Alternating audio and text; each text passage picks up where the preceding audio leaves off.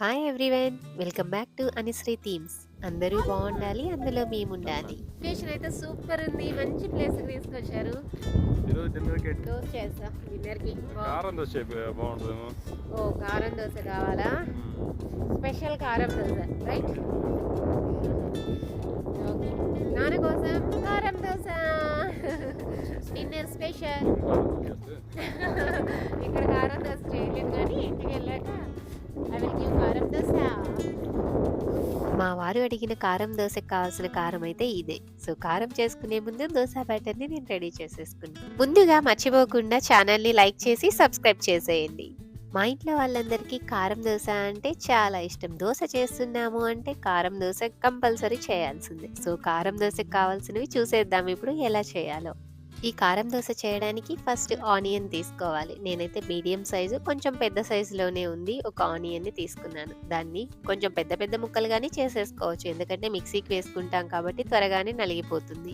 స్టవ్తో పని లేకుండా చాలా ఈజీగా ఈ కారాన్ని చేసేయచ్చు. యూజువల్గా కారం చేయాలంటే స్టవ్ పెట్టుకుని తిరగమాత వేసుకొని చాలా ప్రాసెస్ ఉంటుంది కదా. సో దీనికి అదేం అవసరం లేకుండా కూడా బాగుంటుంది, ఈజీగా చేసేయచ్చు.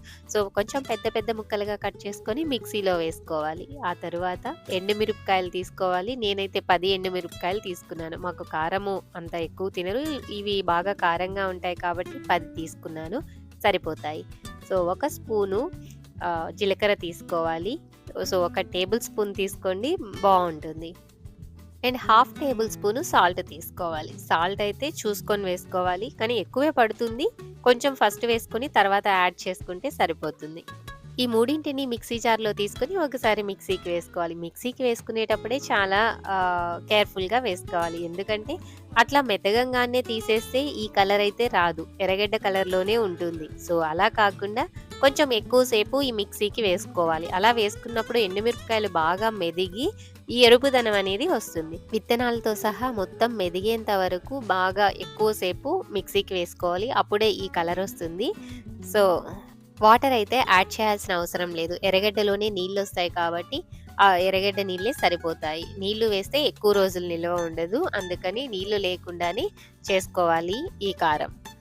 ఎండుమిరపకాయలు, ఎర్రగడ్డ వాటిలతో చేసాం కాబట్టి ఘాటు చాలా ఎక్కువగా ఉంటుంది. మనం అందుకని ఫైనల్గా ఫినిషింగ్ టచ్లో నిమ్మకాయ అయితే కంపల్సరీ వేయాల్సిందే. నిమ్మకాయ లేని ఈ పచ్చడి అయితే చేయడానికే లేదు, ఇంకా తినలేము. సో ఈ నిమ్మకాయని పిండేసి బాగా కలుపుకోవాలి.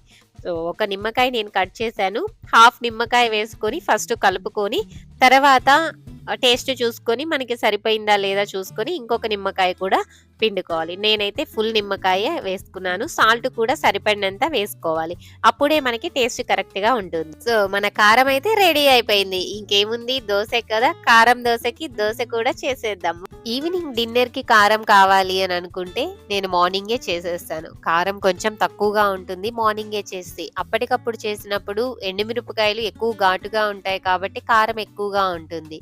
సో ఇంట్లో వాళ్ళందరూ తినలేరు కదా పిల్లలు అని నేను ముందే చేసి పెడతాను. వీలుంటే ముందు రోజే చేసి పెట్టేస్తాను, అప్పుడు కారం అయితే కరెక్ట్గా బ్యాలెన్సింగ్గా ఉంటుంది. సో కారం దోశకి పర్ఫెక్ట్గా ఉంటుంది అట్లా చేసుకుంటే.